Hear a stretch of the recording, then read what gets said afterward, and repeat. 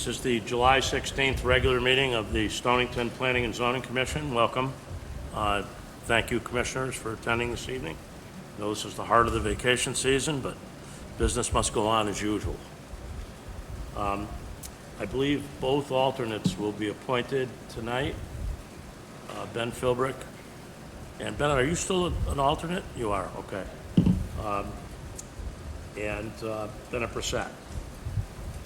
That gives us a full complement this evening. So let the record reflect that the meeting was called to order at 7 p.m. Alternates have been appointed. What's the commission's pleasure on item 3, minutes for June 18th, minutes number 1762? Mr. Chairman, I make a motion to approve the minutes for meeting number 1762 from June 18th, 2024, as written and submitted. Motion by Ryan to approve. Thank you, Ryan. Is there a second? Second. Seconded by Ben. Thank you, Ben. Any discussion on the motion? All in favor? Aye. I abstain. Augie's One not. abstention. The chair votes aye. Matter passes.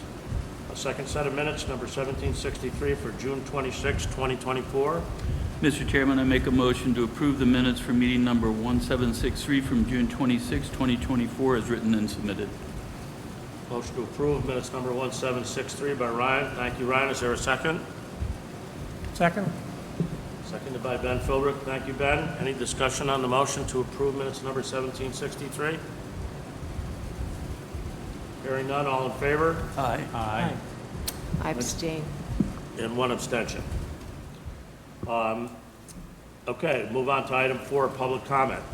At this point, anyone in the audience that has something for the good of the order may stand up and speak. Simply identify yourself and speak at the microphone and state your address. Anyone to speak under public comment?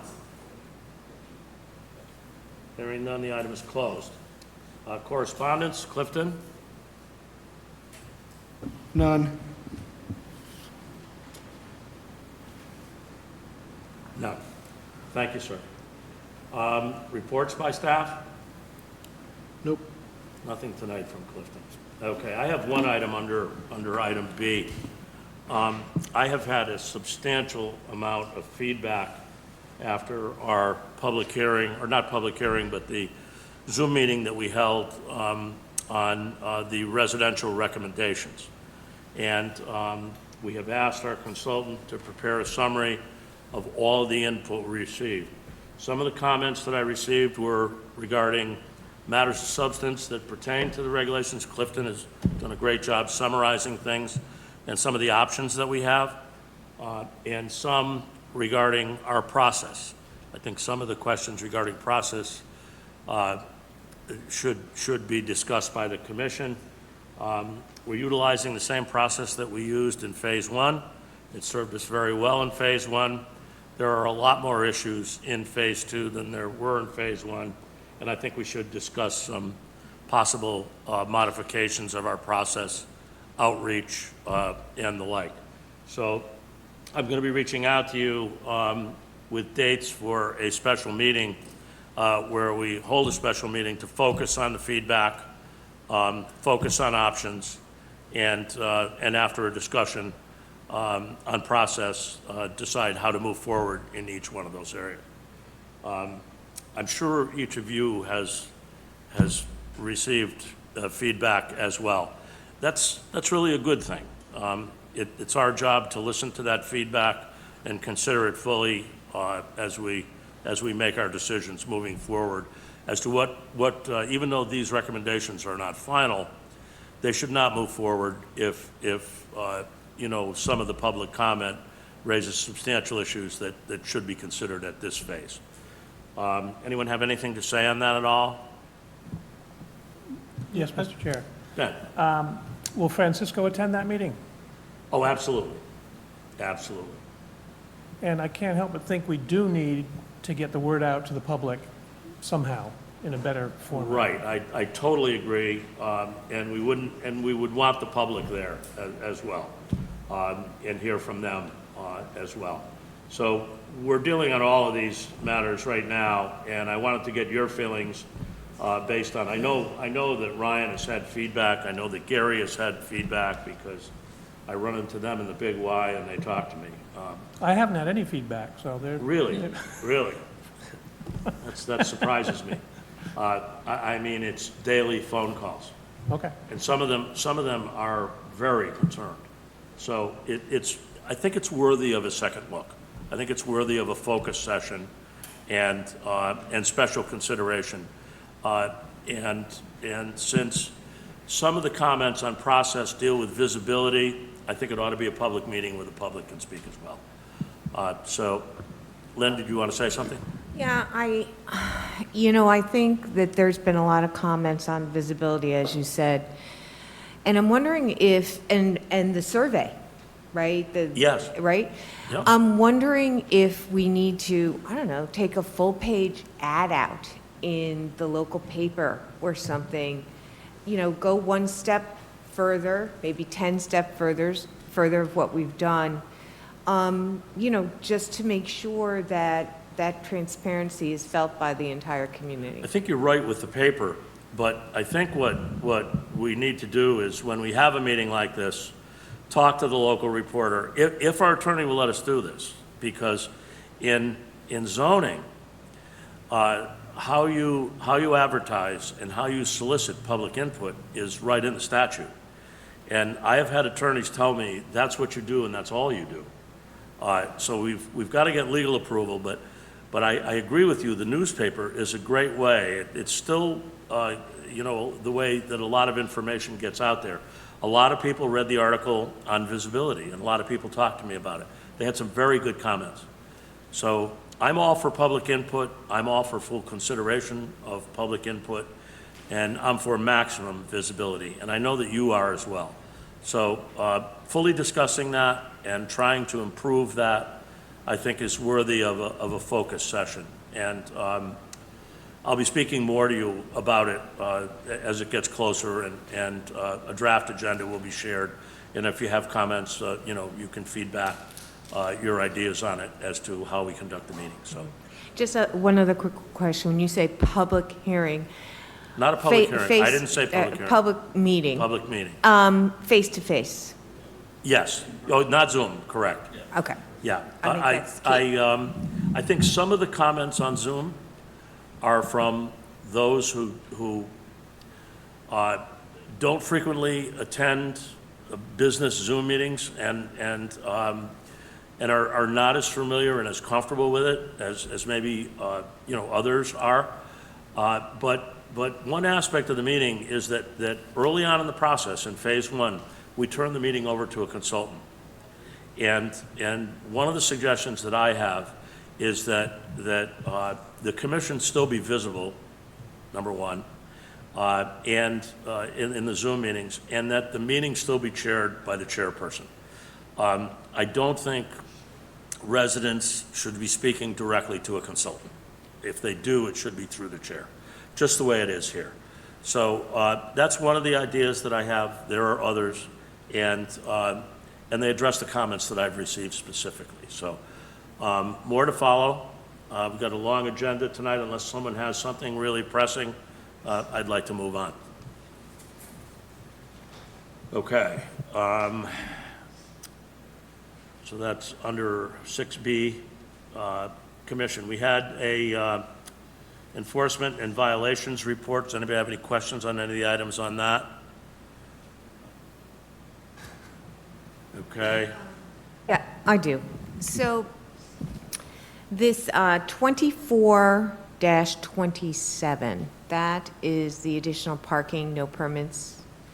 Can you go through that a little bit? Kind of surprised at the 2019 parking plan. And, the fact that it's saying, I believe, that there were 302 parking slots in 2019 before the buildings, which took up the majority of the space, burnt down. So have we reviewed that parking plan in relation to what the footprint of the buildings were at the time in 2019.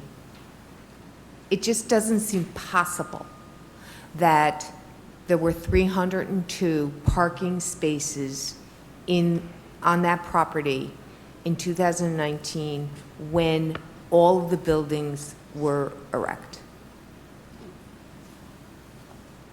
Is the question on whether or not there are 302 parking spaces, or? My question is, yeah, so are they expanding the use? Nope. And they're saying, well, now we can create a parking lot and use all of the lot for spaces? Or is it that we originally had 302 spaces, so we can legitimately now park for pay 302 cars in that lot?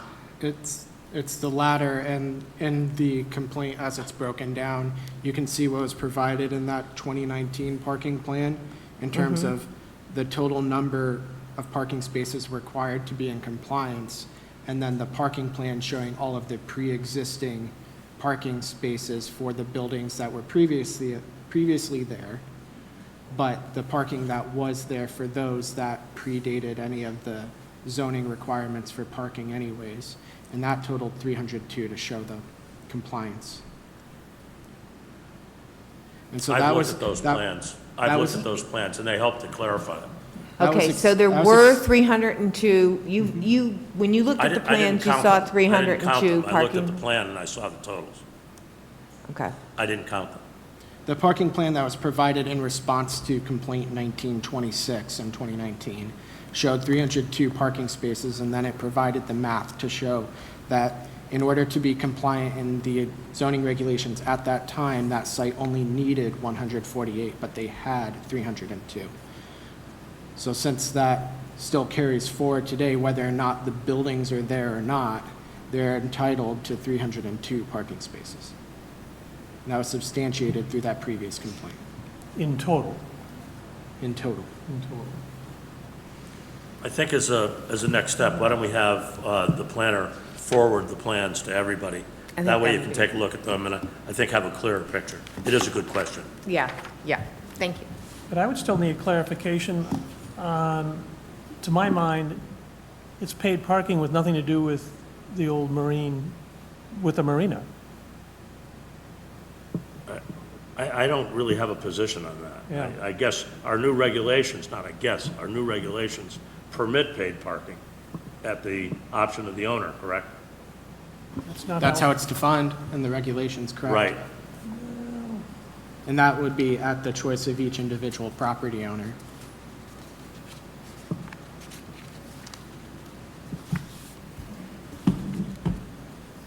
But from the perspective of staff as well as, the zoning enforcement officer, we find no violation. Currently, the concerns that were addressed in 2019 still It was maintain- accepted in 2019, correct? are still maintained through that. That parking plan addressed that complaint. There's no tangible change between the two. The only new factor is that there's a paid parking element, which is substantiated by our regulations as of November of last year. So there is no violation as far as we're concerned.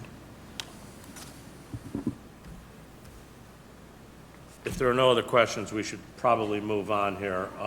So is it in a zone that accepts a parking lot? What do you mean? So the reg is just defining a parking lot. But my question is, are we zoning that area right next to the water for a parking lot? Is that an acceptable use of that area right next to the water when it's not affiliated with any facility or ongoing business? It's affiliated with the marina, and it's affiliated with the entirety of the rest of the site, which commands those requirements as before. The only difference is in order to be in compliance, you can take away the items related to the buildings that have burnt down, but that doesn't mean that there aren't 302 parking spaces that are there. Parking is accessory to any primary use. It's just a design feature of each individual site that's required through our zoning regulations.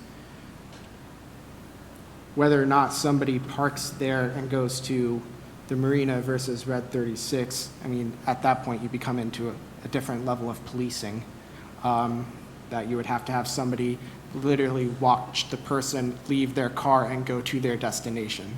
So if that's, that's something that we don't have the staff, time, or energy for, and it's not really substantiated through our regulations.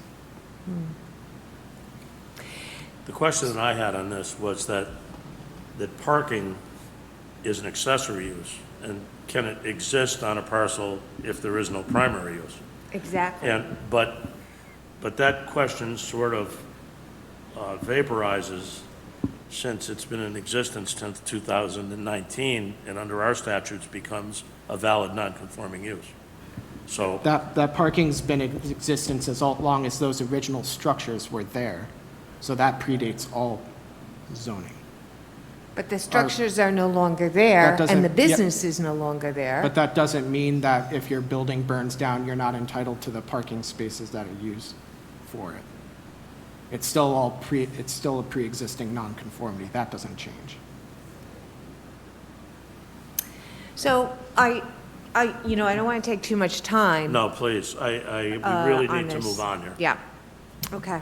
I'm happy to continue this discussion, but I think to really continue the discussion, you need to look at the maps. Yep, okay, And- that's fair.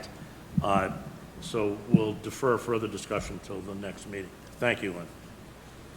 Any further questions on the zoning enforcement and violations? Okay, hearing none, we go to item D, administrative review. Clifton? Yep, we have 2 items under administrative review. First one, PZ2415SPA SUP.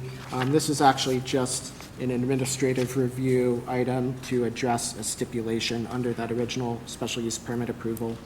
I kept the application and the report very short. The modification is addressing an outstanding comment from the town engineer regarding the grading and the drainage of the proposed sidewalk in front of that Whalers Inn facility. I've provided the engineer's emails showing that all the concerns are met. This is just a rubber stamp approval from you. Anyone have any questions of Clifton? Is there anyone here from Whalers Inn this evening to present anything, any further details? Anyone have any questions of Clifton on this? Nope. What's the board's pleasure on the matter for the administrative review matter for Whalers Inn? Mr. Chairman, I make a motion to approve the Whalers Inn application as written and submitted with no stipulations. Motion approved by Ryan. Thank you, Ryan. Is there a second? I second. Seconded by Bennett. Thank you, Bennett. Any discussion on the matter? All in favor? Aye. Chair votes aye. Anyone opposed? Any abstentions? Matter passes. Second item, Clifton? Second item, zoning permit 24-125, Town of Stonington. We want to put a 25 by 25 storage shed at Spellman Park, basically on the existing gravel space that's already located there outside the existing batting cage area. Again, very simple, straightforward.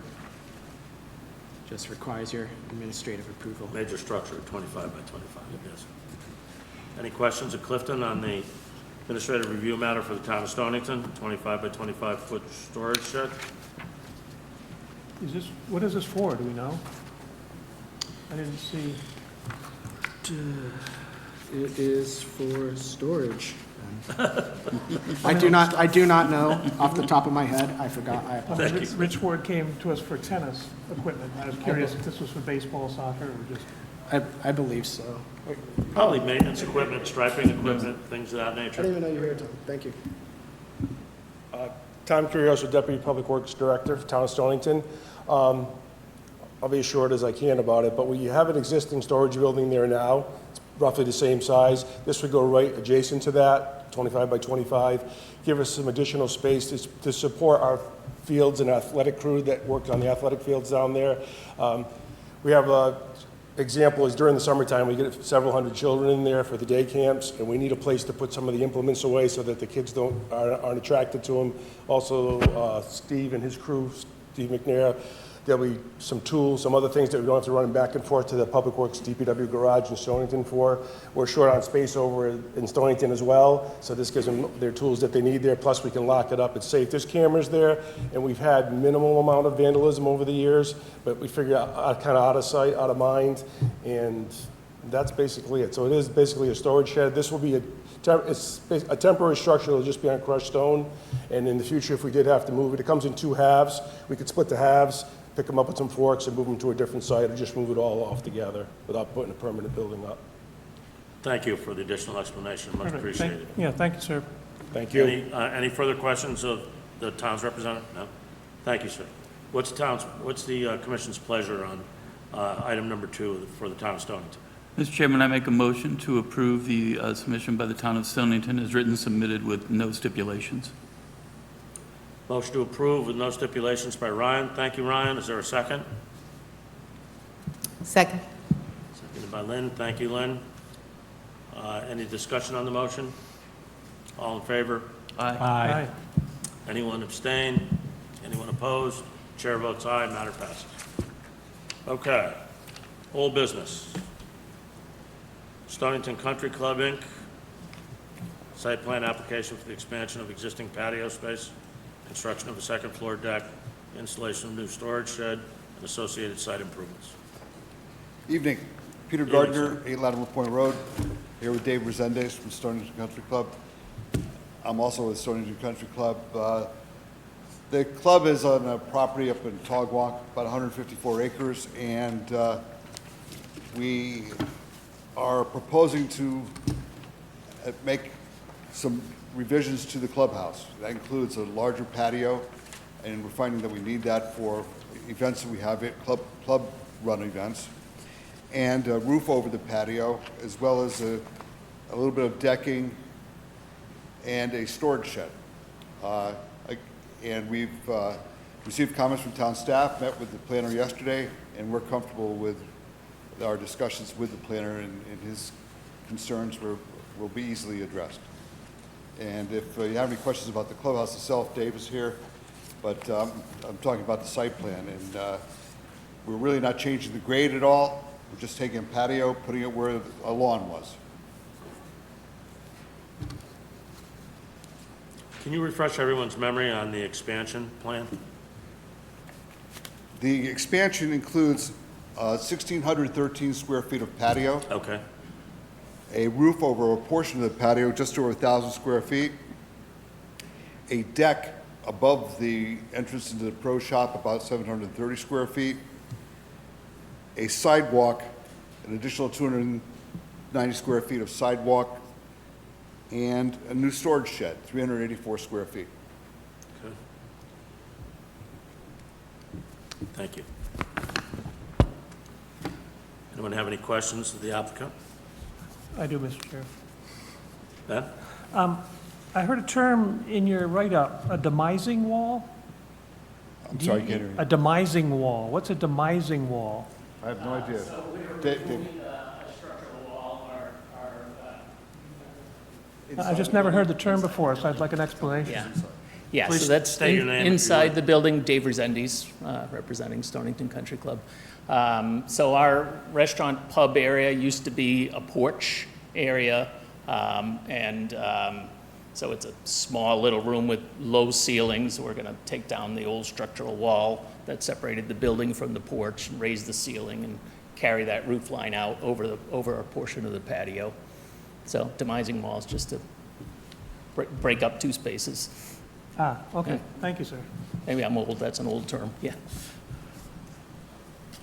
Any further questions of these 2 gentlemen? No. Clifton, any comments?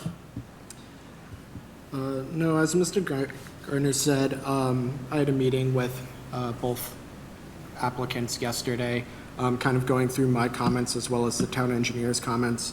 From our discussion, everything's going to be addressed to my satisfaction moving forward, so I'm comfortable with the stipulations as written, knowing that we've already had those discussions in place. The only one I would like to bring to your attention is the town engineer's comment number 2 regarding the shed in the groundwater protection zone. I spoke with Chris as well as Candy, the zoning enforcement officer. This project wouldn't trigger a GPP permit as currently written, so there is no groundwater protection permit application that coincides with this, and the applicant's okay with putting a no hazardous materials sign on the shed anyways, but that's just to cover that item. What does that mean, hazardous materials? Well, I mean, gasoline, paint? Hazardous Herbicides? materials is defined as being explosive, flammable, there's a variety, toxic. Yeah, There's a toxic, anything variety that of could, categories, but it's a legal term. anything But- that could infiltrate the groundwater as well, since it is in the groundwater protection zone. I understand, but I wonder if we should list them out a little bit more specifically, or is hazardous No, materials? hazardous is a legal term, Okay. and it encompasses a broad range of materials. And every material has an MSDS sheet. Right, right. And it can be classified as hazardous or Okay. non-hazardous. It just seems we've been taking many people to task recently about stormwater overlay areas, so I'm glad to see. I totally agree, and I think it's an excellent stipulation. Right, okay, thank you. What's that? What's the commission's pleasure on this matter? If there are no further questions? Mr. Chairman, if I can, then you had mentioned that, do you want an additional stipulation on the hazardous materials? I think that's what Clifton's recommending, and I wholeheartedly concur with that. Okay, In so the there's groundwater one- protection zone. All right, so we would want have that, the shed would have no hazardous materials stipulation on it. Is that correct? Okay, so that's 5. I think that would suffice, yes. Okay. Right. All right, Mr. Chairman, I make a motion to approve this, the application as for the Stonington Country Club as written and submitted, in addition to or to include also the following 5 stipulations. First one is that the applicant shall address the outstanding comments to the satisfaction of the town engineer and town planner. 2, final plans shall be reviewed to the satisfaction of the town engineer and town planner. 3, final plans shall be signed by the commission and recorded in the town's land evidence records. 4, the applicant shall post an erosion and sedimentation control bond to the issuance of a zoning permit. The bond shall be either in the form of a certified check or a revocable letter of credit meeting the requirements of ZR15.4.3. The bond amount shall be established by the town engineer after an estimate of the costs of installing and maintaining appropriate erosion and sedimentation control measures is provided by the applicant and approved by the town engineer. Work shall remain bonded for a minimum of 1 year from the date of zoning compliance. And number 5, that a sign on the shed shall be placed, no hazardous materials are to be allowed also into the shed. Well done, Ben, thank you. Motion made to approve with 5 stipulations. Is there a second? I second. Seconded by Bennett. Thank you, Bennett. Any discussion on the motion? Sounds good.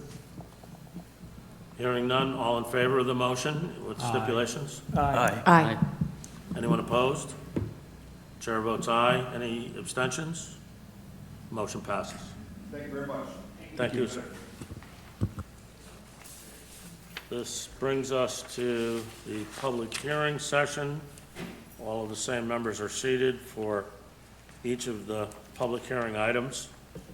And Lynn, would you read the legal advertisement for, These have already been opened. this is still continuance, Yep. right? You don't have to Okay, read so- anything. So we simply need to paraphrase with the first line. Is this going to be both items, Counselor? Yes, for the record, John Casey, Robinson and Cole, we had asked that as we proceeded last month, that there be a joint public hearing for both the NDD amendment and the site plan for Phase 1. That's what I recall. Thank you. Mr. Chairman, then do we just need to reconvene that public hearing? Is that a motion? Yes, I think there's a motion to reopen. Okay. Mr. Chairman, I make a motion to reopen the public hearing for both of those items to be, as discussed, to be combined. Motion to reopen by Ryan. Thank you, Ryan. Is there a second? Second. Seconded by Bennett, I think, first. Any discussion on the motion? All in favor? Aye. Chair votes aye. Anyone opposed? Matter passes. Counselor, you'd state your name for the record and proceed, please. Yes, thank you, Mr. Chairman. Again, John Casey of Robinson and Cole for the applicant. Just a couple, on your agenda, you just noted that these were continued from June 19th. It was continued from June 18th. You have it correct in the report, but I just wanted, just so. So noted, thank you. Yep. And then I would just ask, Mr. Chairman, which members are seated? I know Ms. Conway wasn't here last time, so I just want to confirm. Have you looked at the tapes? Then I don't think you can participate in this. We're going to have to proceed with 4 members voting. What, You had sat myself and Bennett Yeah. that's when we what- opened the hearing, Right. I did, Yeah. but okay, so it's 1, 2. because Lynn wasn't here. Okay, so it is fine. Okay. Yeah, 5. Lynn, I don't think you can be seated for this. I'm sorry. That's absolutely fine. Thank you. okay, I just wanted to clarify that. Thank you. That's right. So yes, we're here to continue the hearings on the amendment to the NDD zone, excuse me, to add additional properties to the zone, and also to continue the Phase 1 site plan approval and groundwater protection permit application for Phase 1. We have the same team here, as you have the same members there. With me are Michael Leach, Jeremy Browning, Jeff Fitzgerald, and Roz Ciaffolelli, and Wayne Violet, to talk about the project.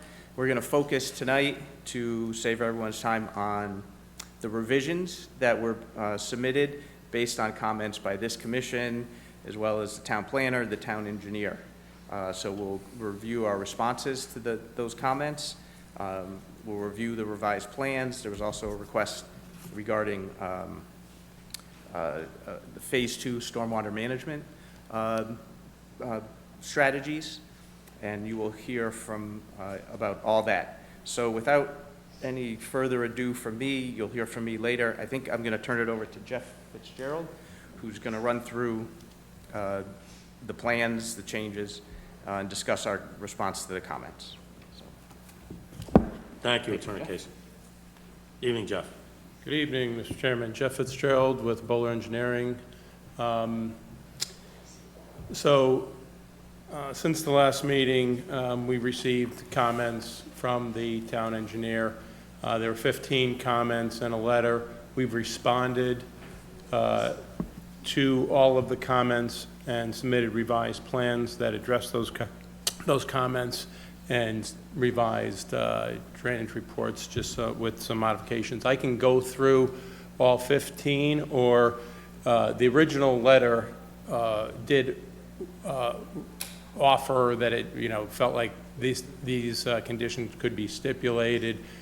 We had good dialogue with Mr. Greenlaw, went through and have responded, and I feel very confident that if he has any further comments, we'll be fine with them in that. So if you would like me to go through each individual comment.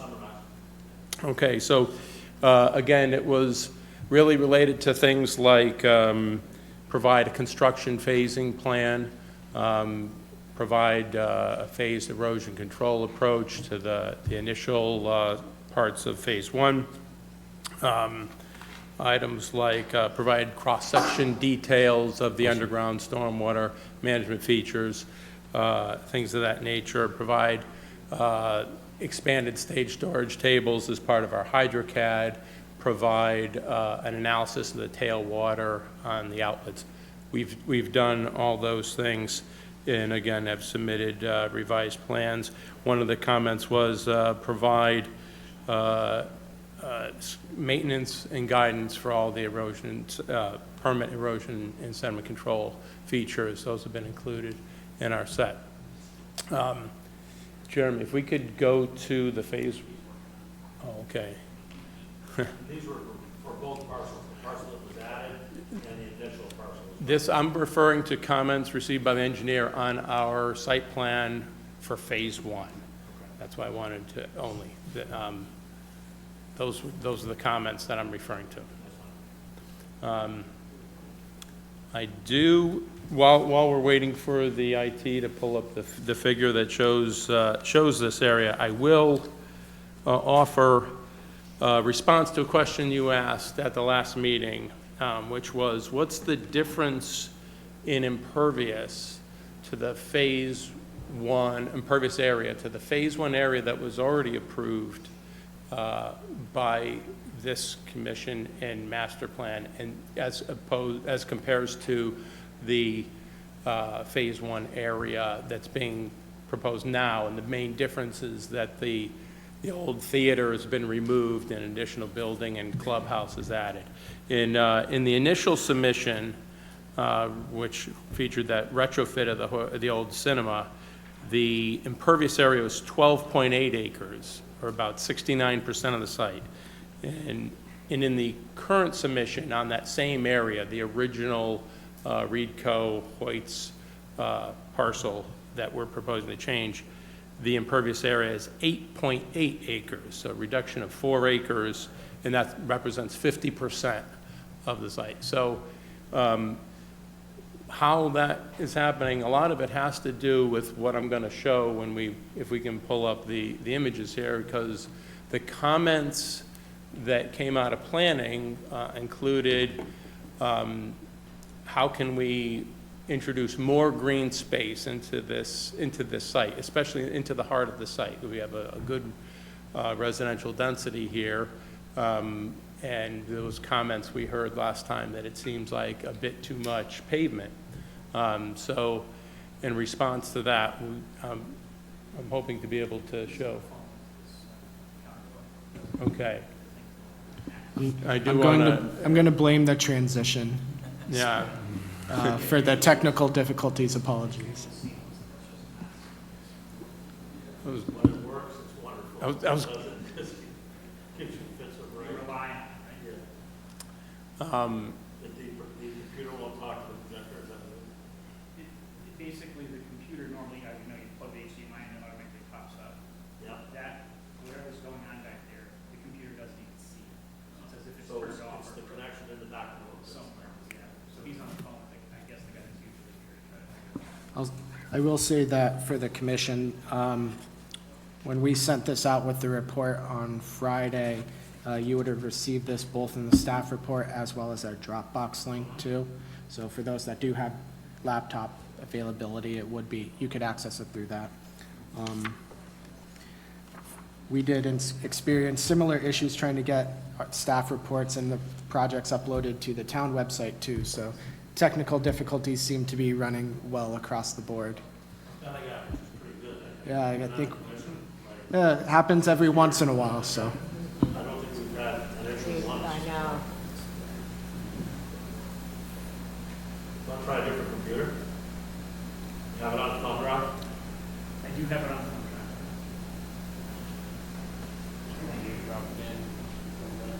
Will the thumb drive plug into an A drive? It will. I think it's the cord connection that's the issue. You're welcome to try this if you want. Yep.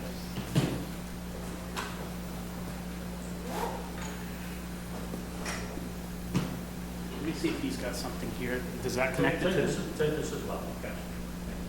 If you need it, you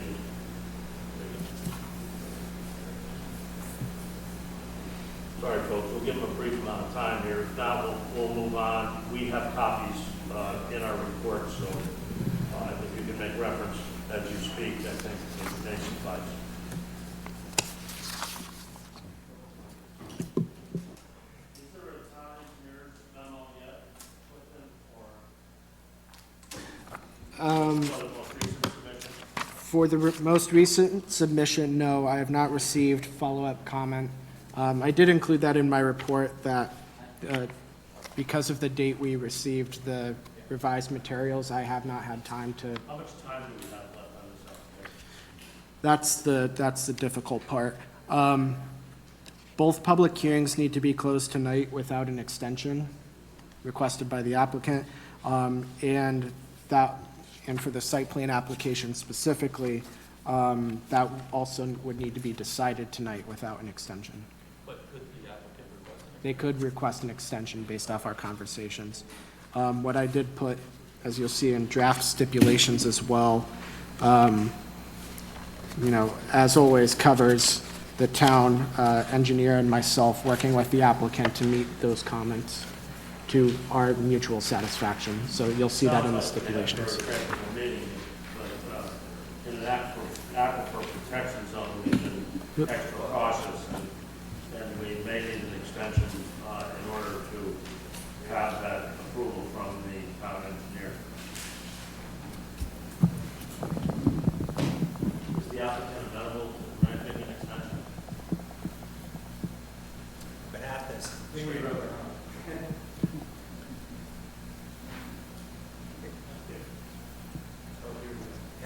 And I went through an aquifer protection process, but I built a movie theater, I built a Stop and Shop.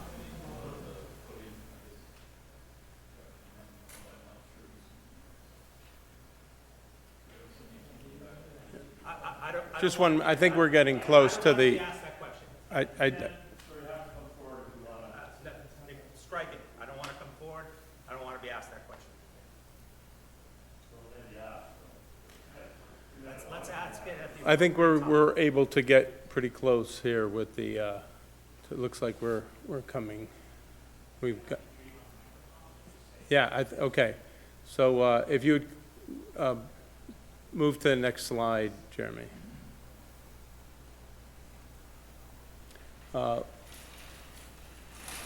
So this is effectively the plan that we went through last time. The stormwater infrastructure remains the same. There was no issues with the basic tenets of the plan.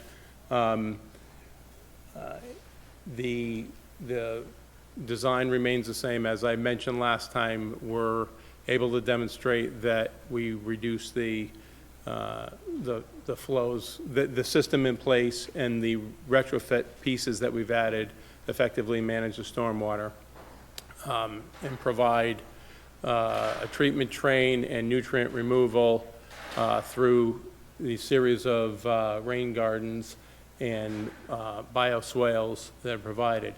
Jeremy, if you'd go to the next slide, please.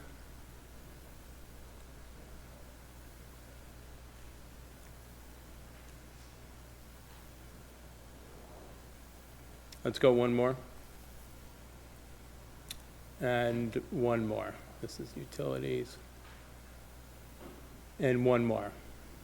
Okay, so what I want to show here is how we ended up with significantly more impervious with a redesign. And if you look, the main change is, if you notice, the main spine street is now flanked on both sides with the frontage of an apartment building.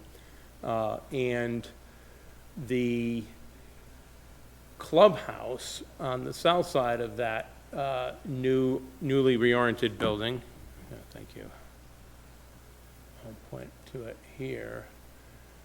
The clubhouse used to have a loop road with parking all around it, and we were able to relocate the parking, eliminate this road here and this road and back. Comments by the planner that drove this included trying to line this drive with the drive at the stop and shop, so someone going into the parking lot wouldn't make an S maneuver. Also looking to add that green space, and also looking to add a connection between this upper plateau where the clubhouse is and the pickleball facility down here. And we've done that with this large green area that can feature a playground area, a rain garden that handles roof water from this building, as well as paths for both accessible paths to get to the lower level and a direct sidewalk path with a stair to get to the lower level in this area. So if I could, one of the other things that we talked about last time was how Architectural Design Review had requested that we beef up the landscaping in this area. I've got our landscape architect, Wayne Violet, here. If you'd like, we can talk about this and what these features are, or I can move on to the stormwater features for Phase 2 and how we're approaching that. Before you leave this one, Yeah. I know you talked about the increases and decreases in impervious. What is the overall ratio of impervious? Well, right now, for all the land, not including the new development here, so it's all the original Reedco land, the ratio is 50% impervious to pervious. So it really is, it's worked out. We did a limit.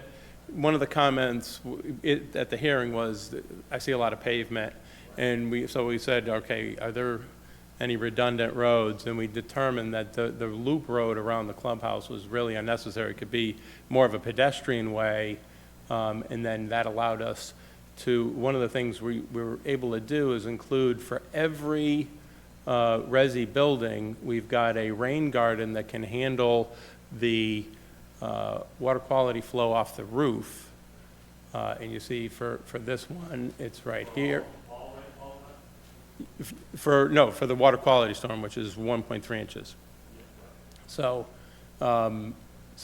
for this building, it's on the east side. For this building, it's on the south side. This building and this building, the buildings that face the front are the only ones that do not have rain gardens for the roof treatment. This is the mixed-use building. It's basically replacing where the existing bank was and a previously designed retail pad up front that we're retrofitting for this mixed-use building. So, excuse me, my voice is going a little south.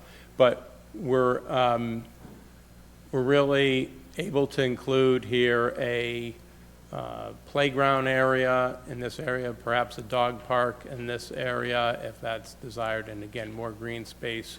And one important thing to notice is that we've got a perimeter sidewalk network that loops the entire property and then connects here to the Stop and Shop. And it'd be nice to be able to connect this in the future to be able to loop this wetland if we could get the rights from Aquarian, but that's just the whole separate thing. Yeah. Yeah. So if I could go to the previous slide, this one, I'd like to talk now about the stormwater plan for the new additional parcel here. And basically, what we have done is, per your request, we had Clarence Welty Associates go out and do some test pits and take some infiltration tests on the site. And they did, for the site, aspects of the site in this area are extremely overgrown, pretty difficult to get around. They did get in there with a machine, were able to perform 4. 2 of the tests show very good infiltration rates, 25 inches per hour. That in 2 showed around 2.5 inches per hour, not good. And the 2 that showed not so good, it was noted that it's in fill. And if you look at the topography in here, it looks like this area of this land had been previously perhaps excavated and maybe some fill brought in there. So what we're proposing, what we included in our stormwater narrative, is that we're very confident that if you take that rate that we saw, the 25 inches per hour, and apply a factor of safety of 2 and even reduce it further, and we ran our model for the basins and the infiltration trenches and the undergrounds that we had at 8 inches per hour, which is less than half of what we think we can get in the native material and what we saw in the test results from up here, that we easily can manage the stormwater on that site. So I've run into this before where you have certain areas that, whether it's because of fill or whether by different geology, you run into areas that are unsuitable. It's a big enough site and big enough series of parking lots that we can move, basically move these infiltration basins away a little bit to be located where they need to be. If this swale here is not as effective in this area as it would be over here, we can swap that out. One of the test bits that was very good was right here, which is up in front, which is right where we have this big underground infiltration basin. And the other one that was very good was right here. So as part of our site plan, we anticipate in our full stormwater management design, we'll do much more extensive testing out there and determine the best locations for infiltration and confirm that the areas where we do have, basins that they work as intended there.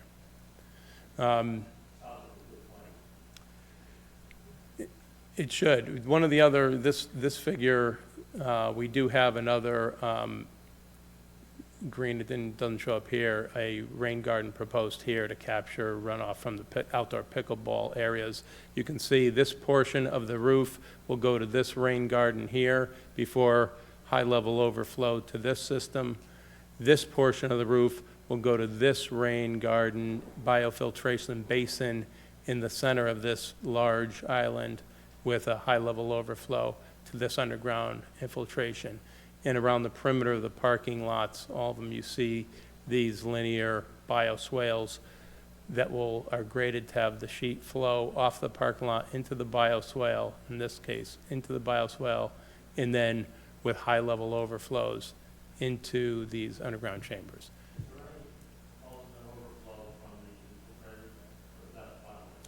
That's the final destination.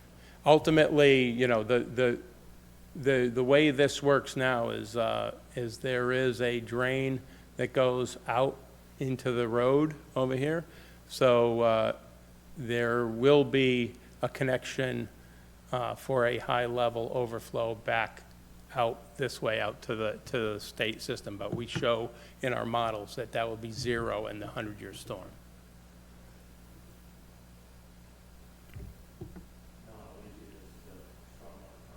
That's what we want to. We want to demonstrate that in all the design storms we're not discharging. That was by design. So, yeah. And that's pretty much the summary of my presentation. Like I said, I could have Wayne discuss the landscaping and that buffer that was requested by the other the architectural design review committee. But yeah, Wayne, would you be able to come up?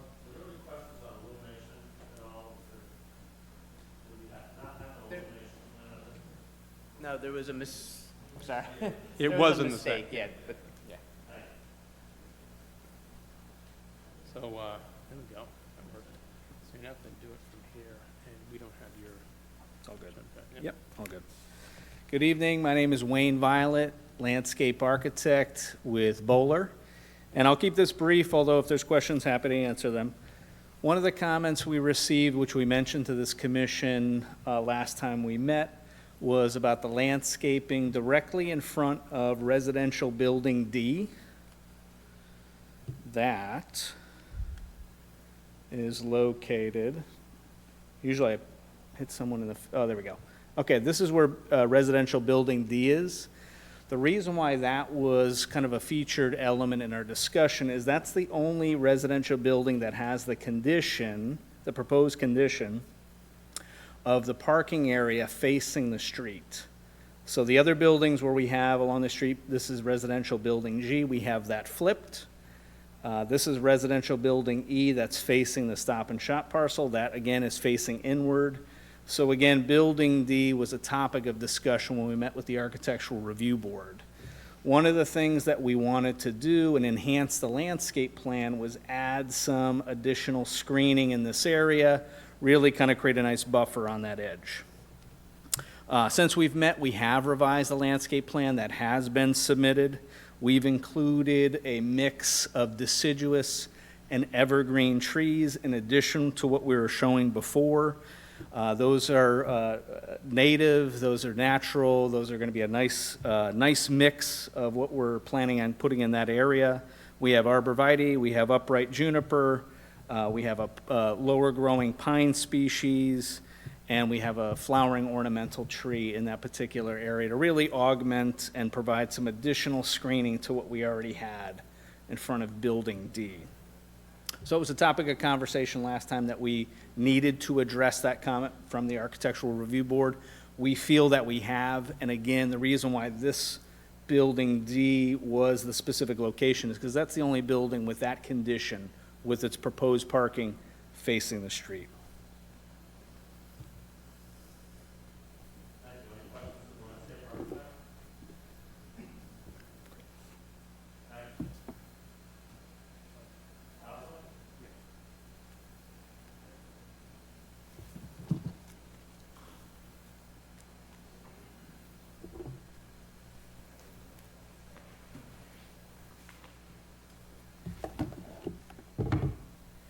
So again, for the record, John Casey from Robinson and Cole. So we have two applications before you tonight, and I'd like to address them separately. And I'll start with the site plan application, which is the more technical of the two applications, obviously, because it's based primarily on the existing NDD approval, although it has, we are seeking a modification to the buildings in Phase 1 because the clubhouse is going to be a standalone clubhouse instead of being part of the old movie theater. But in general, all those buildings and the layout remain as they were proposed in the original NDD approval. And so, as you know, we got that, we came back for the site plan, we provided much more additional technical information that Jeff reviewed, stormwater, utilities, all that good stuff. So as for that application, we feel we've presented you a complete application that we're at a position where you can close the public hearing. We are comfortable, as Jeff testified, that we've addressed all the engineers' comments and that any new submissions are such that they will not generate any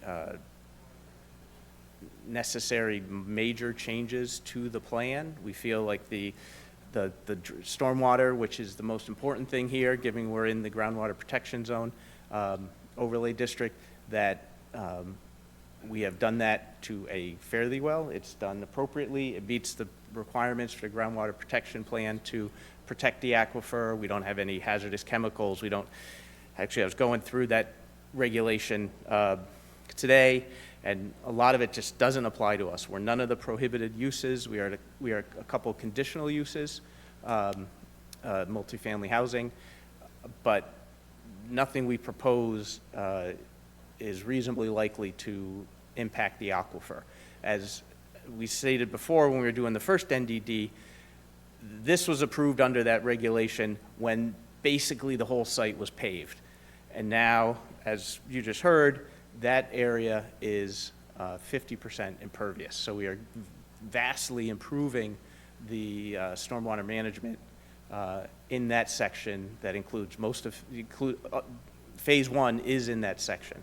So For that reason, we would ask that you close the hearing on the site plan. And we are comfortable, and actually even your planner's comments on phase one from the last go-round indicated that, if I can find them,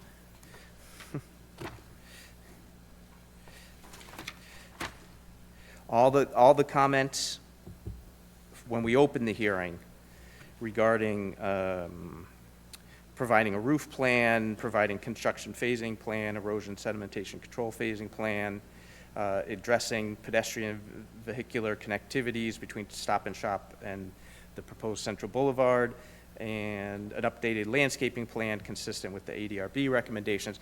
Those have all been addressed. So we feel for the site plan, you have everything you need to go forward, and we feel there's very little risk, excuse me, that there'll be additional comments from the town planner regarding that proposal. And we feel a condition of approval that we have to comply with those comments would be appropriate in this case, rather than bringing everyone back here. It's expensive to get everyone here. We feel the risk is low, and we're sure you'd have other projects you can focus on going forward. So that's the site plan. Regarding the expansion of the zone itself,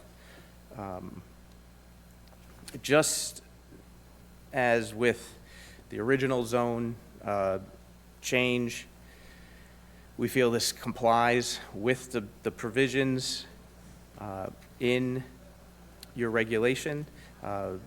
You've already once determined that this is an appropriate place for the neighborhood development district, and expanding it, we think, is consistent with both the plan of conservation and development and the existing regulations. I have a long outline of all the provisions, but I think Clifton summarized it best in his report, noting that,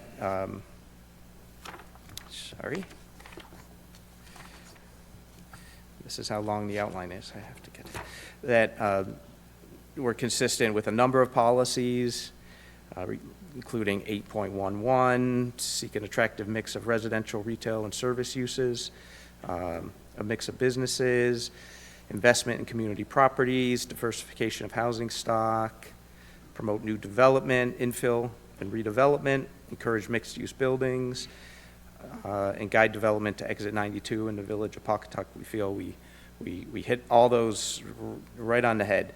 And the other considerations of approval is that it's in harmony and compatibility with surrounding residential neighborhoods, land uses, and village cores. We have adequate buffers that are consistent with the existing conditions on the site. You just heard Wayne talk about the existing, or the proposed beefed up landscape buffer on Route 2. We've promote pedestrian safety. Jeff talked about the loop sidewalks, adequate parking. We know there's even a question, maybe we have too much parking, but I think based on the experience of the development team, this is a situation where with residential development, you want your tenants, they want to be able to pull up in front of their house, in front of their home. So we need to have sufficient parking at each of the buildings. It would be very difficult to tell someone they have to park in the Stop and Shop parking lot and then walk to their property. So we have adequate parking. Prevention of glare to adjacent properties from lighting on site. We talked about the lighting plan. Everything is dark sky compliant, and to the extent practical, commercial traffic directed to major thoroughfares. We're on 2 major thoroughfares. No one will have to go through a residential neighborhood to get to this development. The last standard is compliance with the Coastal Management Act, but we are not in the coastal zone. So for the same reasons that you approved the original NDD, we feel you have sufficient information, including all the impact statements we provided. We didn't ask for a waiver of any application requirement. And really, this is just sort of more of the same of the original development. We feel it's appropriate for this area, as you found already, and it's just gets better.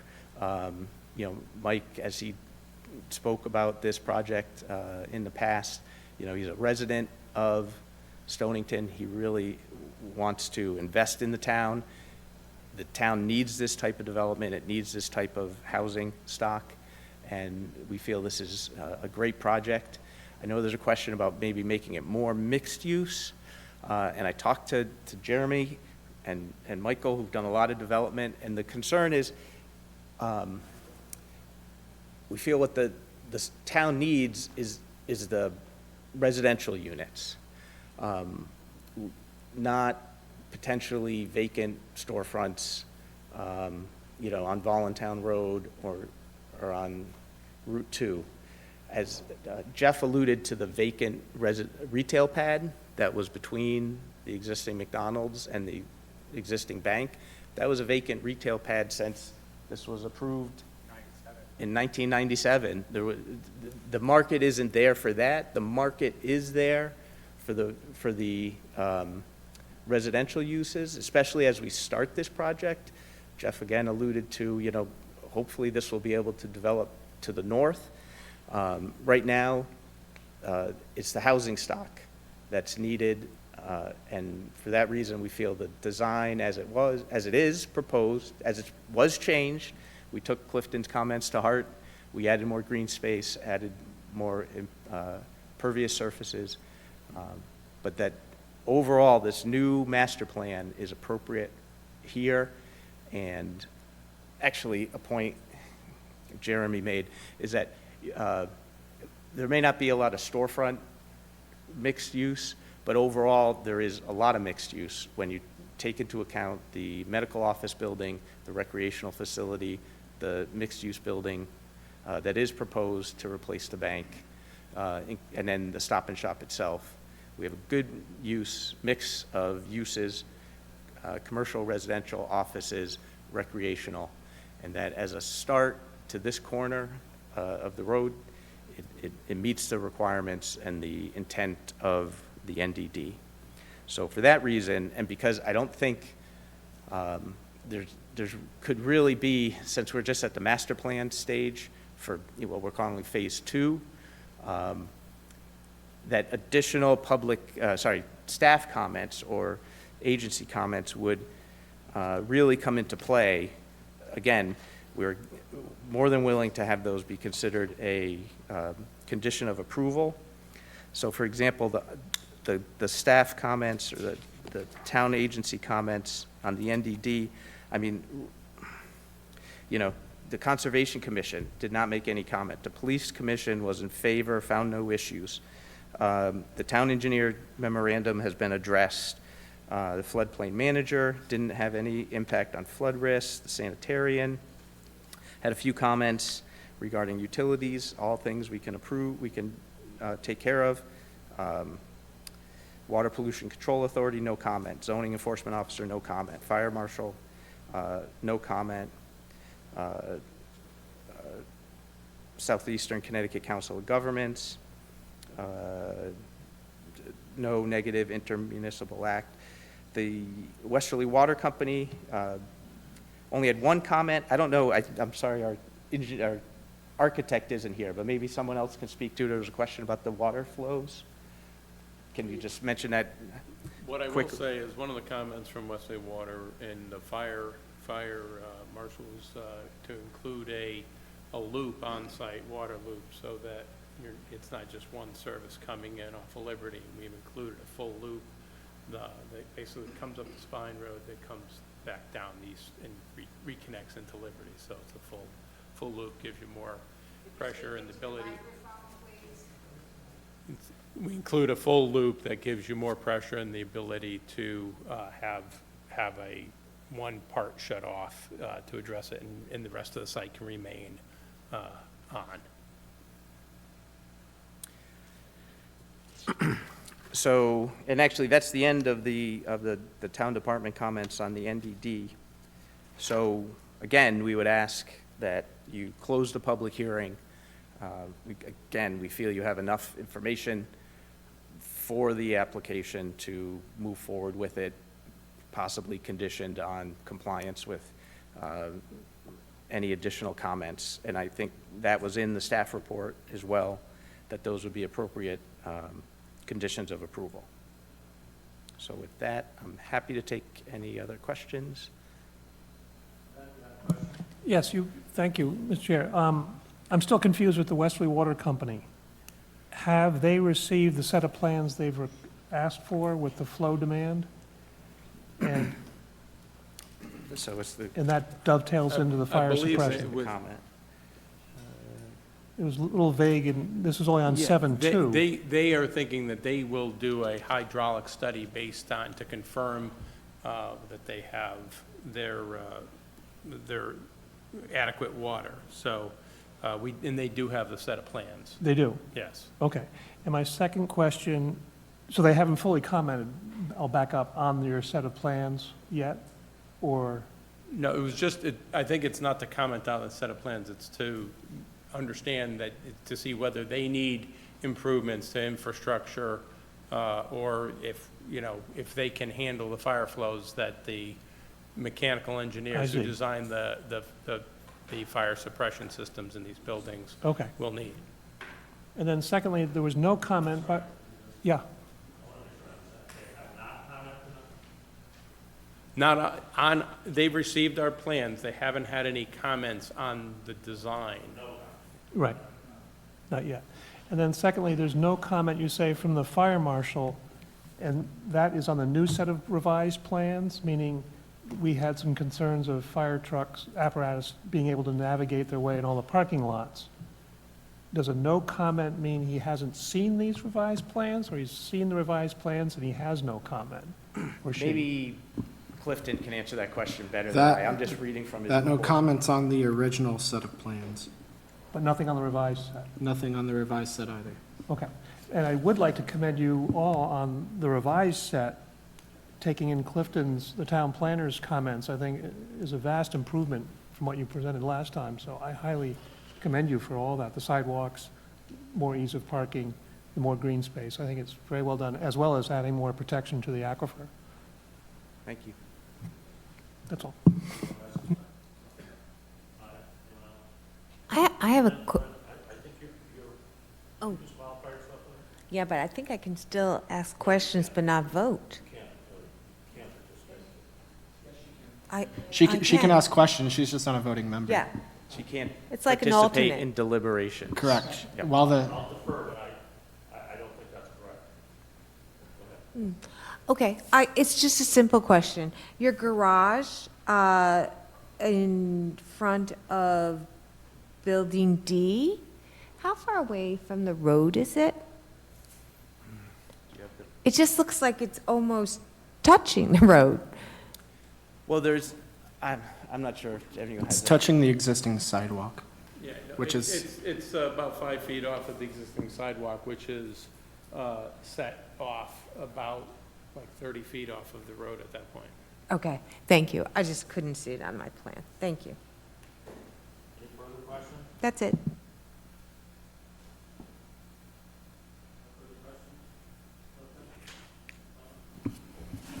I think my comments are all captured. Most of them were addressed, and I made a note, even when I said partially addressed, that the improvements proposed, or what were on the screen, were a significant improvement on what was originally presented for the master plan. As Attorney Casey mentioned, the commission has the two decisions, one on the site plan application and one on the zone change. A lot of the variability or some of the potential, longer-term questions that would be addressed through the town engineer's comments are related to the Phase 2 part of the application, not the Phase 1 element, since Phase 1 utilizes most of the existing infrastructure on the site. And when the commission originally approved the original NDD application at the master plan stage, you requested that the applicant identify stormwater management strategies. And then when they came back for phase two, or when they came back for the site plan application, those would be in greater detail, which I think is being addressed through the phase two as proposed, both with the stormwater strategies through rain gardens, through detention basins. All of those can be ironed out in greater detail when that site plan application originally comes. So a lot of the items that would be up in the air in less detail are solely related to the phase two element. I do believe, and the original town engineer's comments even captured this back on June 17th. He stated in his comments that he recommends the commission take action with the stipulation that final plans incorporate the comments to the satisfaction of the town engineer, which is the same stipulation I've proposed. I do think the commission could reasonably approve this application tonight, even though the town engineer hasn't commented. I'll leave it up to the rest of the public hearing to continue, and then if closed, we can deliberate further. But I think everything's been provided to at least my satisfaction, and mostly to the town engineer's satisfaction as well. If I may, Mr. Chairman, just to pick up on a point, Clifton said it could go without saying, but again, for phase two, we will be back with a full site plan to the level of detail that you have for phase one, that really big drainage report, detailed utilities, stormwater management, all that stuff. As you noted, Jeff and his team went out and they did as much as they could under existing conditions to determine infiltration rates and come up with the strategies. And it's the same strategies that we proposed for phase one that are now implemented or proposed to be implemented in phase one. And we expect the same process to happen with phase two when we come back. Concern is that we're in an aquifer protection zone, and we've had a lot of feedback from our town engineer who works directly with these engineers on issues associated with the impact on the aquifer. And I want to be consistent. It's not just this application, it's other applications that we've had and the manner in which we've handled them. And I think that we'd be inconsistent if we acted on this without the town engineer's review, in light of the way we've handled other applications. And if it were not an aquifer protection zone, I think you've done a great job of addressing the questions. I think a fabulous job of revising the layout to reduce the impervious areas. I'm not unhappy with anything, but it isn't my opinion. It's the town engineer's opinion that we're looking for, and we're in an aquifer protection zone. So I think I would feel more comfortable, and I open this up to discussion, if we were to wait till we have the town engineer's approval in our hands, and also wait till we have Westerly Water's approval in our hands with regard to fire suppression. Those could be two major items, and not the least of which is Westerly Water may have a comment on aquifer protection in addition. So I think I would be most comfortable with an extension and with both of those items, covered prior to voting. If I could, I know because of certain things, the time is a bit of the essence in order to get this phase one started and be able to get construction able to be moving. We have responded to the town engineer's comments first round, which had that same, based on our first set of plans, he said, I'd be comfortable with a stipulation. We've had great dialogue with him. His head's in the right place and we're on the same page with our application. This phase one work is improving what's already a 30-year-old retail center that doesn't have all of the LID retrofits that we're adding. So it's acknowledged, Mr. Greenlaw is very excited about the opportunity to add these retrofits and get better water quality here. And like he says, he doesn't have any doubt that we can address his comments to his satisfaction. We've presented that to him already. We responded in a letter with these revised plans last week. And we're very comfortable to, if he says, I love it all except for this thing, you need to revisit this part and make it better, I will do that, because my head's in the same place too. We want this project, as Mike Leach said, this has got to last and be great for the next 40 years. And in order for this project to happen, we need to start moving forward with, construction documents, with this stuff now, before it ends up, we've already been here a good amount of time. So if I could request that give consideration to approval tonight with that condition, that we will satisfy any comments of the engineer, I'd be fine with that stipulation. Yeah, Mr. Chair, I'd like to, one, reiterate, but two, I think it's prudent to move to the public hearing portion at this time. But I would reiterate the fact that Mr.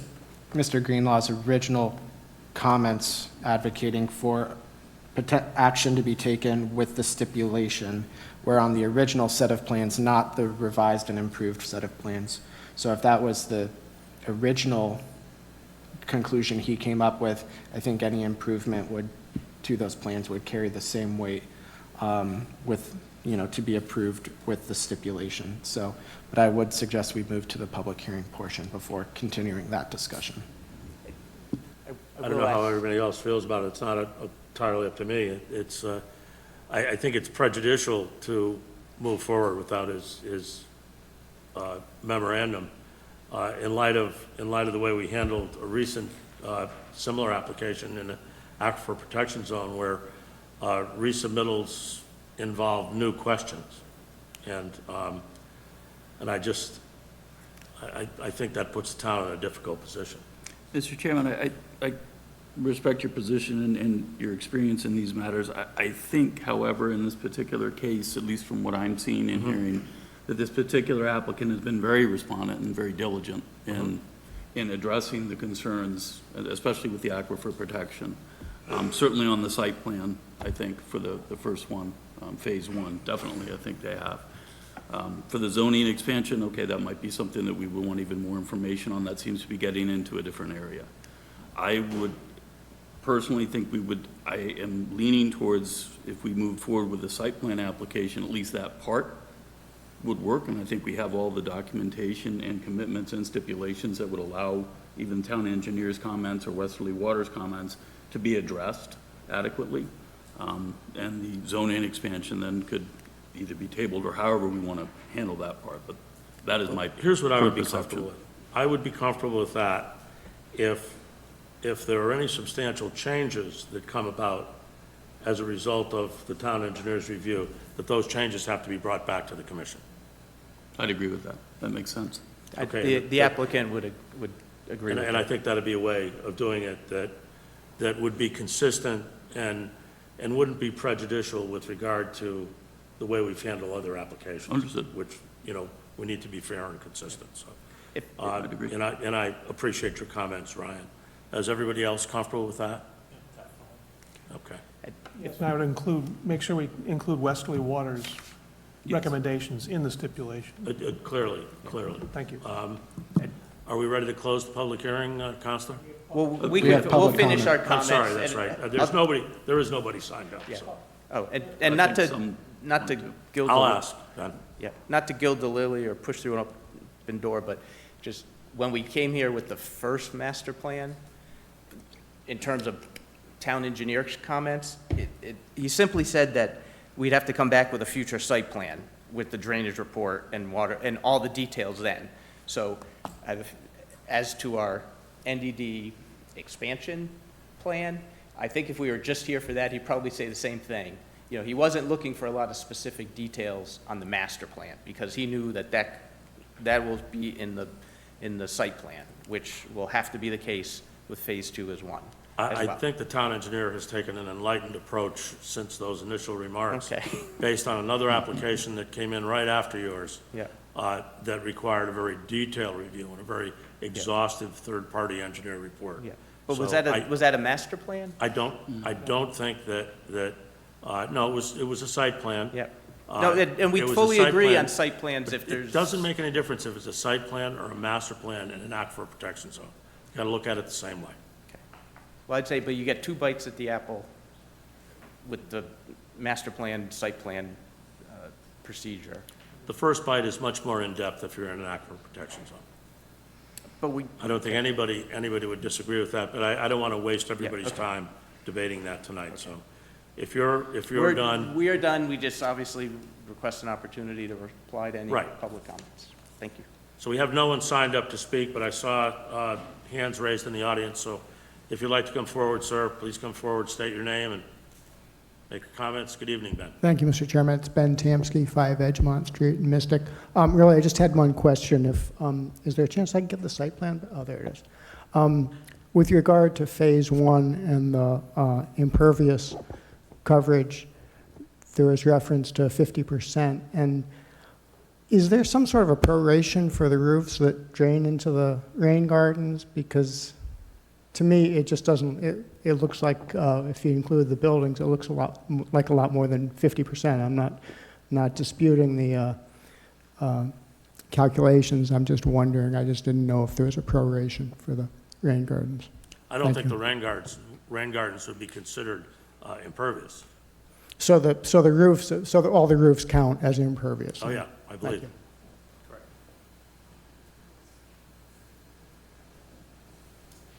Anyone else wish to speak, either in favor or against this application? Does the applicant require any rebuttal time? No, Mr. Chairman, but just to be, I think Jeff only nodded his head, just for the record. The answer to the question is the roofs are counted in the impervious, as the chairman said. Thank you. Anyone else wish to speak, either for or against this application? Applicant, all finished and ready to close? All good? Yes, Mr. Chairman, we're ready to close the joint public hearing on these matters. Thank you, Counsel. Thank you. What's the commission's pleasure on closing the public hearing? Mr. Chairman, I make a motion to close the joint public hearings for both the site plan application and MDD zoning expansion. Motion made by Ben to close the public hearing. Is there a second? I second. Seconded. Thank you. Any discussion on the motion?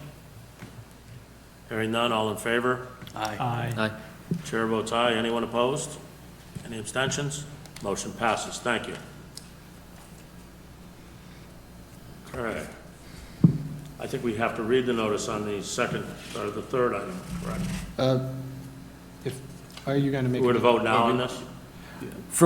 Just for the record, since the proposed stipulations on both applications are different, I believe that it would be prudent, Start with the site plan application first, and then the zoning, or? in whatever order you so choose. Okay. But I would make votes on those applications separately. Agreed. Okay, and if I may, Clifton, so at least for the site plan application, are you confident with the 5 stipulations that are currently suggested that will cover everything that we have discussed regarding the site plan application, including town engineer and Westerly Water, or do we need a separate So, stipulation? correct, I made an extra note for stipulation 1, in addition to the individuals listed, I would add Westerly Water. Okay. And then for stipulation 3, I would say, I would add to the end of that sentence, any such changes as necessitated by those comments would come back to the commission for approval. If they're significant. For any Any significant changes. Correct, and so I would just add that sentence to the end of number 3. Not necessarily for approval, but for review. Review. And I would just add that sentence to the end of number 3, and then the rest should stay as is, in my opinion. Does everyone understand what the conditions are on site plan approval? Yes. What's the commission's pleasure on this item? Mr. Chairman, I make a motion to approve the site plan application as written and submitted with the following 5 stipulations. Number 1, the applicant shall address the outstanding comments to the satisfaction of the town engineer, Water Pollution Control Authority, town planner, and Westerly of Water. Number 2, any proposed alterations or modifications to the approved site plan as a result of comments from the Connecticut Department of Transportation, CDOT, or the Office of State Traffic Administration, OSTA, shall be subject to review and approval by the town engineer, town planner, and commission as necessary. Number 3, final plan shall be reviewed to the satisfaction of the town engineer and town planner, and any significant changes would be brought back before the Planning and Zoning Commission for consideration. Review, pardon me. It's okay. Number 4, final plans shall be signed by the commission and recorded in the town's land evidence records. Number 5, the applicant shall post an erosion and sedimentation control bond prior to the issuance of a zoning permit. The bond shall be either in the form of a certified check or a revocable letter of credit meeting the requirements of ZR 15.4.3. The bond amount shall be established by the town engineer after an estimation of the costs of installing and maintaining appropriate erosion and sedimentation control measures is provided by the applicant and approved by the town engineer. Work shall remain bonded for a minimum of 1 year from the date of zoning compliance. Motion to approve by Ben with 5 stipulations. Stipulation 3 is modified slightly.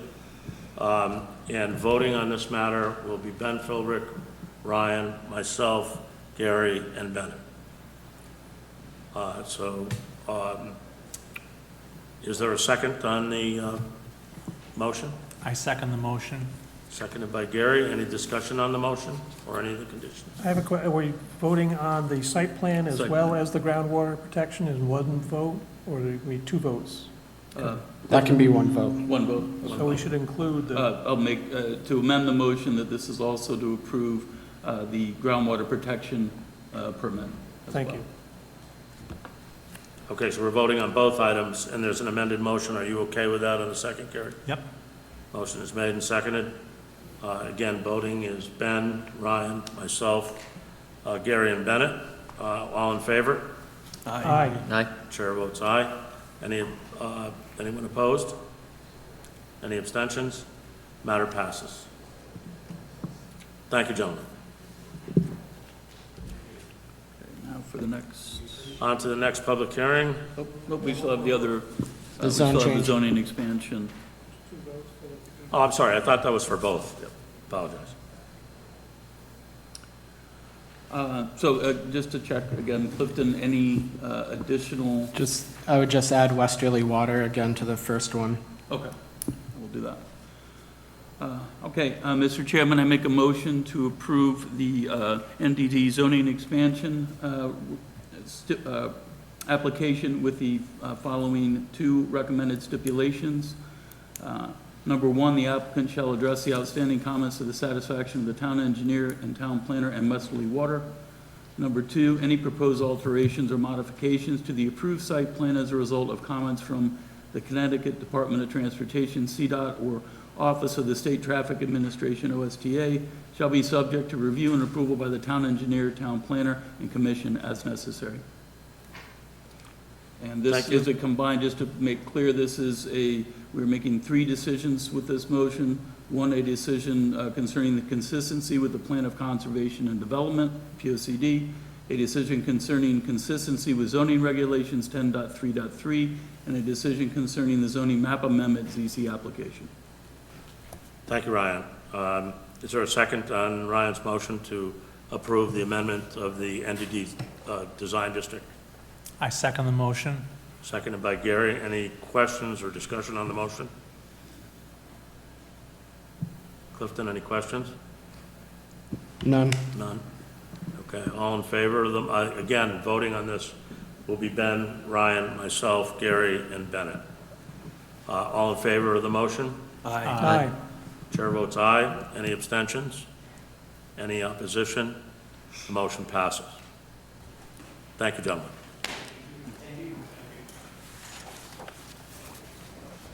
Now I do believe we can move on to item C, application of G Development. Lynn is reseated for this application. If you wouldn't mind reading the public notice? I don't have. You don't have one? We don't have to statutorily do that anyways. Okay. So we can just open it. That's fine. Then I'll just announce that this is application number PZ2415SPA by G Development LLC, S. Sharenzia Engineer. Good evening.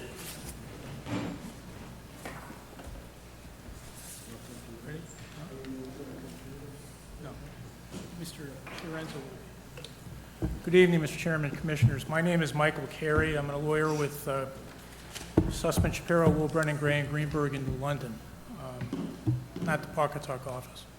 I'm here tonight representing the applicants on their application for 3, basically, site plan modifications for the project that they've been building at 32 Broadway. Before I begin, though, I have a question for the commission. Do you meet twice in August? Clifton? Technically, yes, but I believe we're going to cancel the first meeting in August, our special meeting, and so it'll just be the regular meeting on August 20th. So you're only going to meet that one regular meeting in August? We're just going to have the one regular meeting in August. That's the expectation at the moment. But you have, and you don't have any special meetings in August? We technically would the first Tuesday of the month, but due to me being out of the office on a personal matter, we probably won't have that meeting.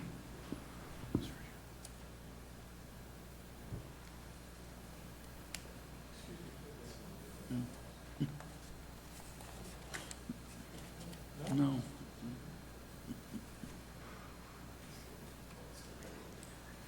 Mr. Chairman, I'm not here to negotiate with the commission, but what we were going to propose is having this hearing continued until your next meeting, which we had hoped would be the first early in August.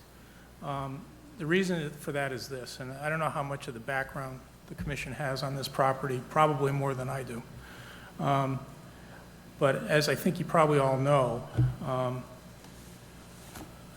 there's been an issue raised for some period of time now about an elevator shaft that protrudes from the roof of the building 6 feet. A notice of violation issued, I believe, in March, maybe later than that, May or something. But on July 8th, or at least by way of a document dated July 8th, the zoning officer issued a cease and desist for the property. The cease and desist, as I read it, does not say to stop everything. It does not require that all construction cease. What it says instead is that the elevator shaft is to be knocked down, at least the way I read it. And the reason I bring that up is that we are here tonight on an application to make 3 modifications to the approved plan. One is the addition of stairs and a platform for access to utility services. One is addition of 2 propane tanks. One is replacement of a green wall with a Cleveland Select ornamental pear trees or approved equal. As I see the staff reports on this application, these applications, nobody who has replied to the request for staff reports has indicated that any of the changes that are proposed do not meet the zoning regulations that apply to the property, whatever they may be. Staff, though, has recommended that the application be denied because there's a cease and desist on the property for 1 violation. We're not conceding that there's a violation.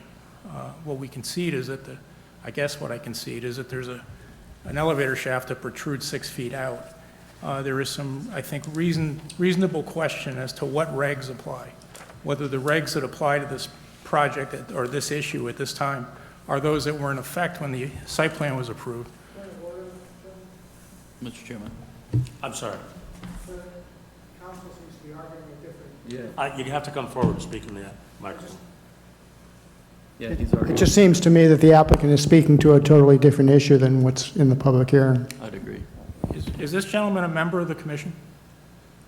No, he isn't, but he is a member of the first selectman, and he's a past chairman of the commission, so he's entitled to some respect. I fully respect him, but I don't know that he has the right to stand, to interrupt a presentation of anyone, but be that as it may. I'm sorry if I've digressed. We were hoping to continue the hearing until you're early in August. I think we can wait until August 20th. Of the 3 modifications that have been proposed, one is urgent and time urgent, and that's the addition of the stairs and the platform for access to utility services. As I understand it, the utility will not power this building unless that is approved and constructed. And so that's why there was some, it was critical to us to try to have this approved as early as we could. That said, staff has recommended against. I can stand here and argue for 10 minutes why I think the staff recommendation is not well-founded. I don't think there's anything in your regulations or in the statutes or in the case law that allow a commission acting on a site plan to deny the site plans simply because the commission or staff or somebody thinks that there's a zoning violation on the property. I brought Fuller's book with me, but I won't open it up and recite it. Fuller's book indicates that an application for a site plan has to be granted if it meets the regulations. We are not asking in this application for any relief from the 6-foot protrudence of the elevator shaft. And in fact, on the application, which was prepared by Mr. Cerenza, he says, adjusted building height exception is not part of this amendment request. So frankly, we think that the commission should act based on what it hears here tonight. Mr. Cerenza can give you some drawings and plans and photographs of what the property is and indicate why the changes are being proposed. I could explain. I don't know the propane tanks. He can.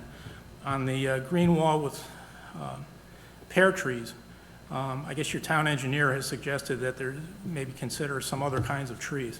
No one has suggested that the green wall not be replaced with trees. That wall was there for screening, as I understand it, of something that's in the nature of unsightly.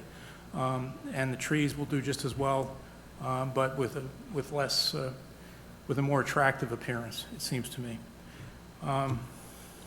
So I don't know if the commission wants to, I'd be willing to grant whatever extension is necessary in order to continue the hearing over. I think we frequently open public hearings and grant extensions to a future date, if that's what you're asking. I think it is. I think we can consider that. Because you have to act within 65 days on this. The hearing was sort of gratuitous, I think. So I'd be willing to give a... Let me ask you a question. Since the first meeting in August may be canceled, it may ultimately necessitate an extension, in order to get to the end of the line on this application. Is that something that you would be amenable to down the road? Yes. In fact, I think staff indicated that the deadline for acting is the 25th of July. This might be the night the hearing has to close. So again, I'd be happy to give a written extension of both those dates to August 20th if that's what's necessary, if it can be reached sooner than that.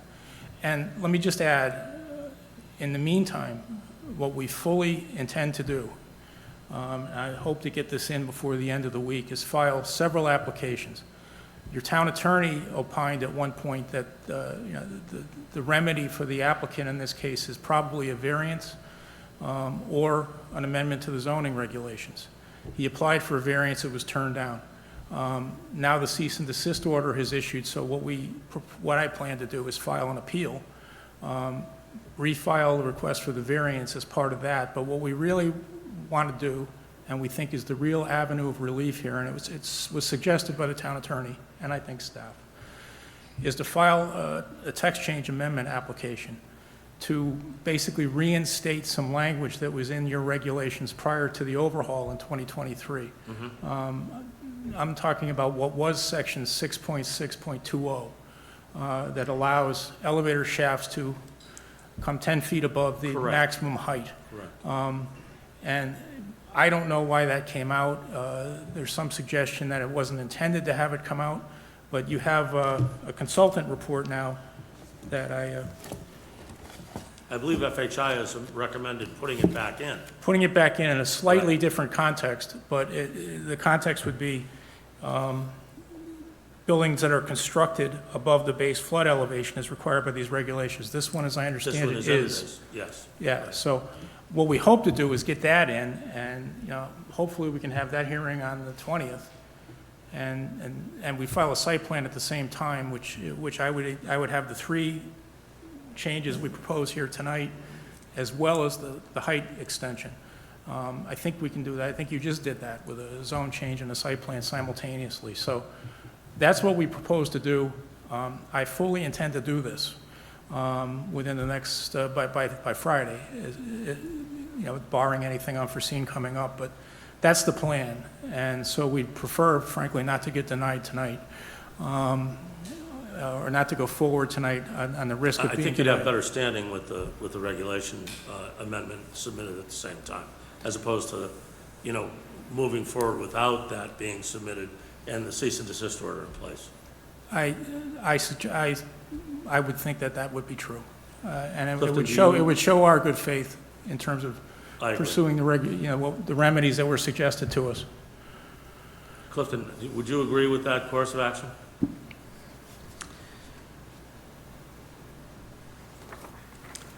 I believe that the requested course of action of extending the public hearing to the meeting in August would be the correct path at this time.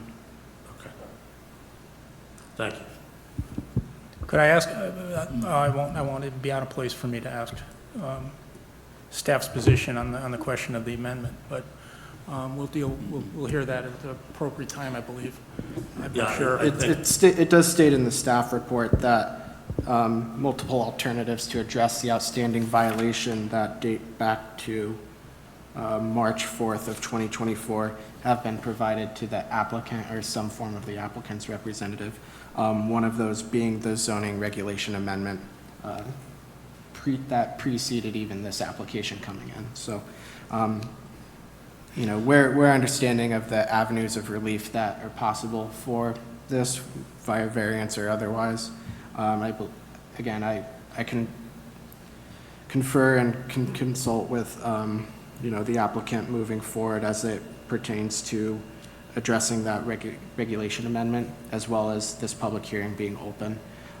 The only potential difficulty is just going to be a timing issue as it relates to deciding on this application and the other potential application for a regulation amendment, but we can cross that path at the next meeting. My guess is that we would probably withdraw this application if we have the other ones all pending. There'd be no point in this one at that point, I don't think. It is correct that FHI has recommended reinstating them. It is, and it is one that was recommended to the applicant in the past as a course of action, would be to pursue the regulation amendment Right. prior to this application coming in.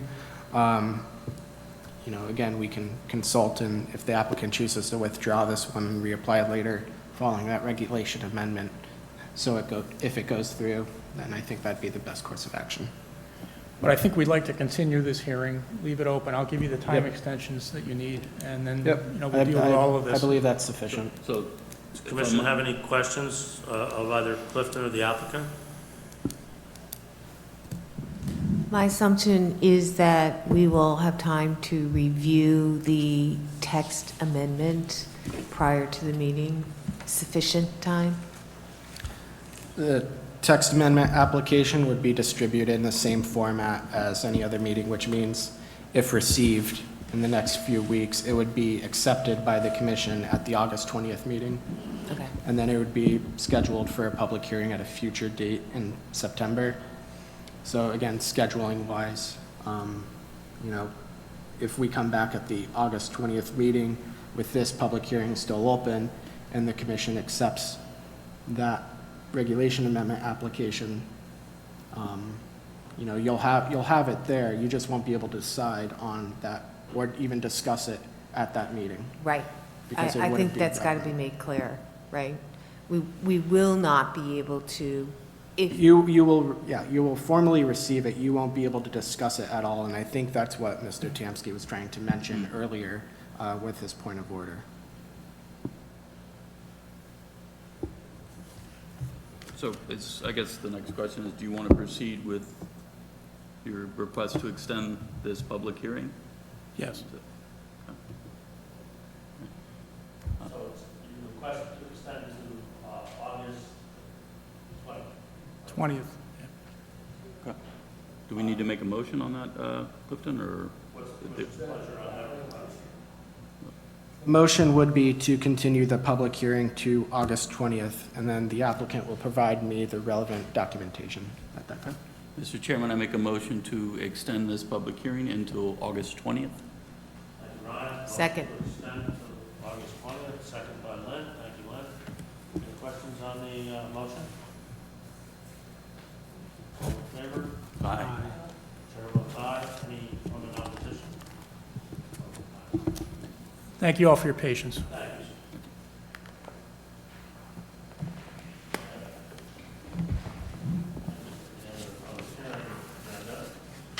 Does everybody look at future public hearings, have any comments on this bill? No. I would just like to make one comment before we entertain the motion to adjourn. Yeah. Like one comment before we adjourn and invite anyone to join me and add to this if they wish. Ben, I believe this is your last meeting with the commission, truly a sad occasion. Your service to this board has just been an example for everyone with regard to public service and with regard to how to lead in matters like this. And I'm certainly in awe of what you've been able to accomplish. I want to thank you on behalf of the current board, the previous boards that I've served with, and anyone lucky enough to serve with you in the future.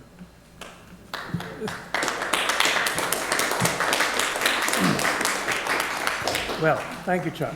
Safe travels, sir. It's been an honor to be here. Thank you very much. Yeah, from the heart, believe me. Anyone wish to make the necessary motion to adjourn? Mr. Chairman, I make a motion to adjourn this hearing. Motion made to adjourn, no second required. All in favor? Aye. Chair votes aye. The meeting is adjourned.